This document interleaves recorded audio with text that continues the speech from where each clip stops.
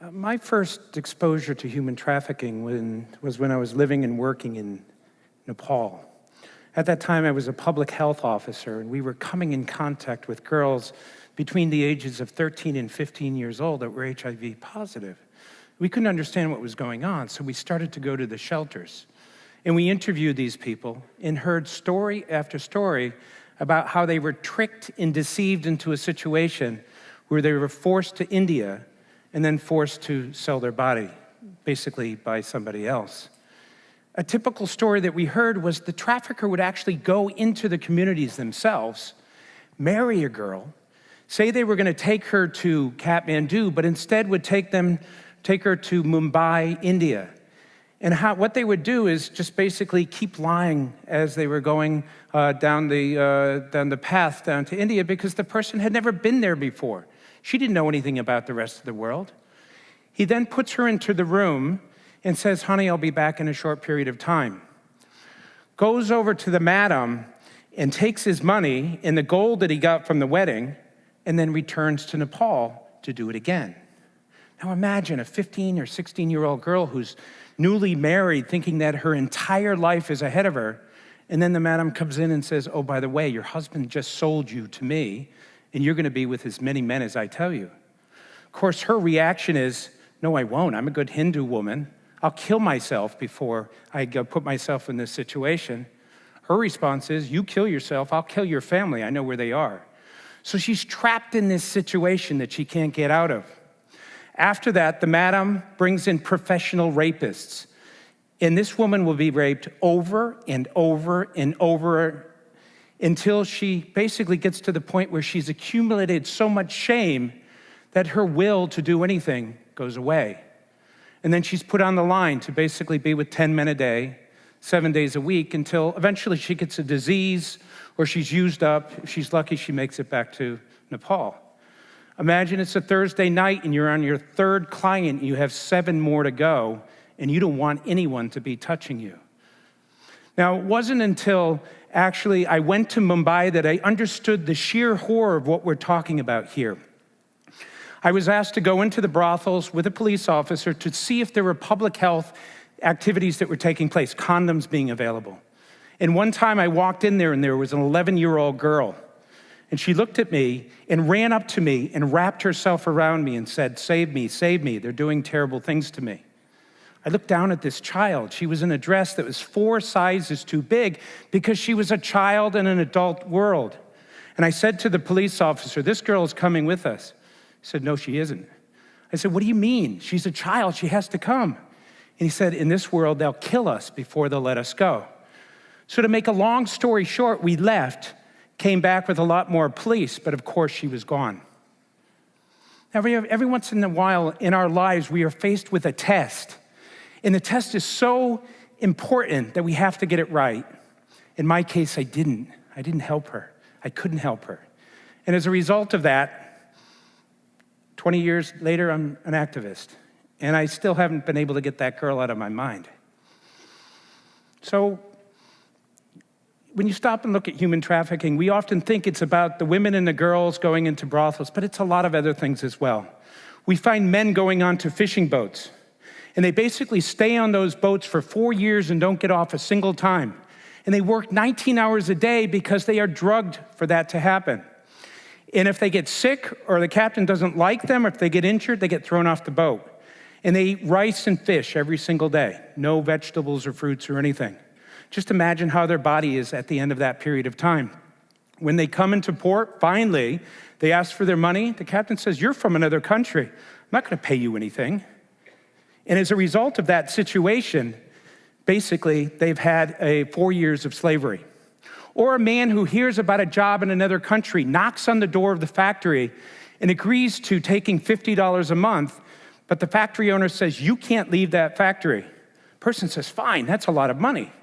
He works for 2 months, and at the end of working 16, 17 hours a day, he finally asks for his money, but the owner says, "Well, I'm sorry, I forgot to mention it costs $54 a month for you to be here. I'm only paying you $50. Basically, you owe me money." So the person basically is stuck in that situation. The more they work, the more they owe. Now, the thing about this is this happens in construction, in agriculture, in manufacturing. The outcome of what we call human trafficking is very clear. It is slavery. A person loses control of their life for a period of time. Somebody else influences them through threat or debt, and as a result of that situation, they don't get any pay. So that's what I'm going to call it. But when I use terminology like slavery, people often look at me like I have three heads. Like, what are you talking about? Slavery. That was something that happened a long time ago. There were wars fought over this. This is not something that we have now. And they're very, very surprised to hear me say this. In fact, in the United States, there was a survey that said that 92% of the Americans said there was no slavery. And if there was, it was someplace far away. Until I show them this number. This is the number of slaves that we have today. 21 million people. And if you can see this distribution, it's all over the world. You see it in North America, you see it in Asia and Africa. You see most of these slaves, about half of them would be in Asia. When you stop and look at what this number means, if you were to line these people up shoulder to shoulder, it would take you all the way from Beijing, China, to Cape Town, South Africa. That's what we're dealing with here. In terms of the percentage, about 25% of them would be children, and 75% would be people who are in what's called forced labor. Now, that means these forced labor is where our genes and sometimes our telephones and electronics are made, and I'll come back to that number. But let's look at the historical perspective on this for a minute. Between the year 1450 and 1900, there were 11.3 million Africans that were taken to different parts of the world. Today, we have 21 million slaves. More slaves today than we've had in the history of the earth. More slaves today than the history of the earth.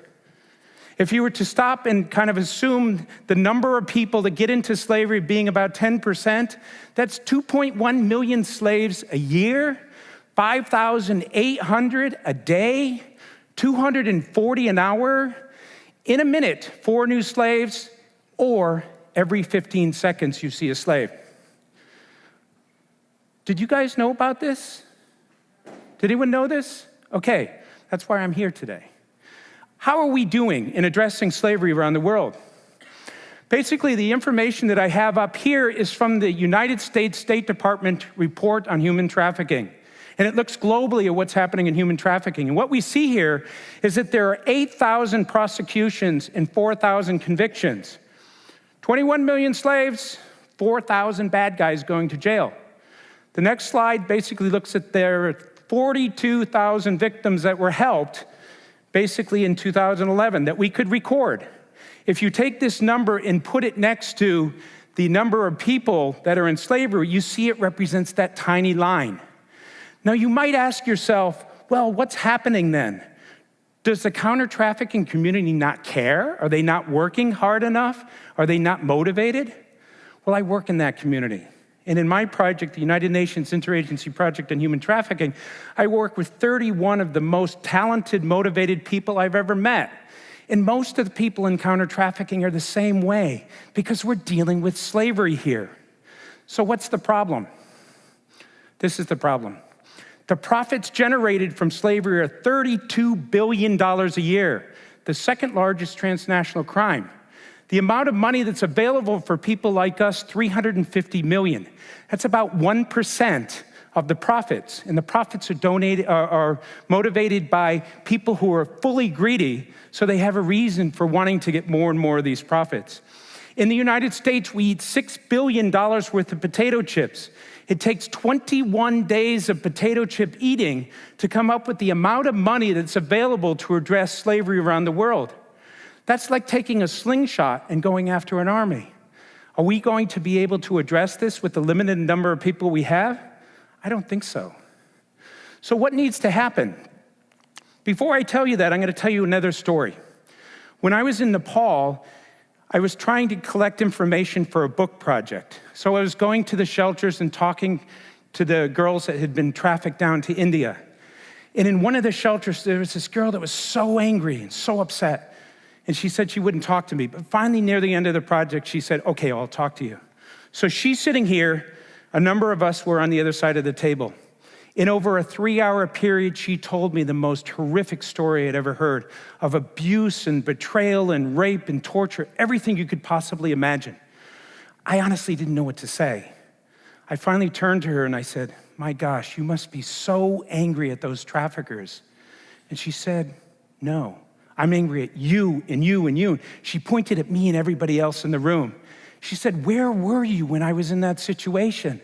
Where were you when all of that torture and abuse was taking place? Why are you sitting here now when my sisters are down there right now? Where is society? Where is the world? Where is our humanity?" She went to school. She knows that slavery was wrong. She said, "Where are you?" That's a fair question. Where are you? Where are we in all of this? As a result of a person like me who's been in this for 20 years, recognizing that we have this much resources, I realized that something has to change. First of all, we need to get the word out to people about these numbers. If you don't know that slavery exists, how can you feel bad about it? And we experimented with this. In Thailand, where I live and work, we started to go to the international schools. One school in particular, the International School Bangkok, we went and presented to the high school students. 2 months later, they set up a club. Then they started to sensitize the parents and the teachers in the community. Then they started to raise money. And then they basically had a contest to see who could come up with the best 5-minute film that talked about the relationship between slavery and the supply chains. They did that not because we asked them to, it's because they learned about it and they felt compelled to be involved in it because once again, we're talking about slavery. 21 million people in that situation. For those of you who are hearing about this for the first time, I urge you to go and get online, go to MTV Exit's website or CNN's Freedom Project, learn about this. Talk about it with your family, your friends, the people you know, because it's part of what needs to happen to get the threshold of understanding to the point where we all accept that slavery has to be stopped. Number 2, basically we need people who have skills to use their time and to give us some money for this process. And let me explain why I'm saying it this way. Basically, I make presentations like this all the time, and I always get people who come up afterwards and say, "Oh my gosh, that's so terrible, what can I do?" In the past, we didn't have anything to offer to them, but we do now with the internet. I work with universities all over the world, and the students in those universities actually do volunteer work. They do small tasks. They do editing, writing. They help with websites. There are people out there who can be co-opted to be a part of the fight, so we can move beyond the limited number of people that we have doing this. In the United States, there is a Polaris Project. And basically, it's a hotline that identifies trafficking cases in the United States. What we have found is that one of the largest areas of human trafficking in this country is in California. There were 1,300 cases over the last couple of years that have been called in, representing about 1,700 trafficking victims. So it's here in the United States as well, so we can address it here as well. If you're a teacher, go and educate your students about this issue. If you're a journalist, write stories about this. If you're an artist, use your talent as a means of helping people to understand. If you're a government worker, have your organization at least understand what this is all about. Now, when it comes to money, people say, "Oh yeah, I'm always asked to give money for something." But $10 in Cambodia will allow a person to stay in a shelter for an entire week. So if 1 million people gave $10, that's a tremendous amount of money, and it does a tremendous amount of good. If 1 million people were to use 1 hour of their time, imagine 1 million hours of support. The third thing is, as consumers, you make choices about products. And because 75% of what we're dealing with is labor trafficking that is associated with supply chains, go online before you buy your next telephone. Make sure that the company that you are buying from is responsible. There's lots of articles that are out there talking about companies that have issues all over the world. On the other side, go onto the websites and identify which of them basically make an effort to say in their corporate social responsibility statements that we do what we can to avoid slavery. Another thing that I sometimes ask people to do is to go into their department store. Go up to the department store manager and say, "How do you know that the materials that you have in this store are not associated with some type of slavery?"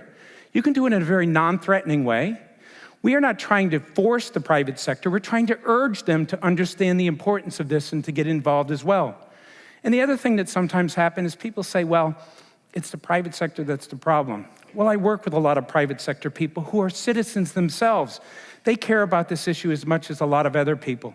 And in fact, in Hong Kong, I work with organizations, one called the Mekong Club, which brings business people together to use business to go after bad business, and another one called Share that is setting up a hotline that basically would allow for migrants in that part of the world to understand things. For the private sector to care, we have to care, and we have to help the private sector to understand how to move forward into getting involved in this fight. So at the end of this process, let me just say this. 21 million slaves. 21 million slaves. Every 15 seconds, a new one. Whose responsibility is it to address this? We've seen that it can't be done by a few UN or civil society people, and we wouldn't want it to be done by a few. This is much bigger than us. It belongs to all of us. Slavery is the responsibility of societies to take care of it. Remember what that girl said. Where are you? Well, I'm asking, where are we? And what can we collectively as society do to address this problem? Please think about that. Thank you very much.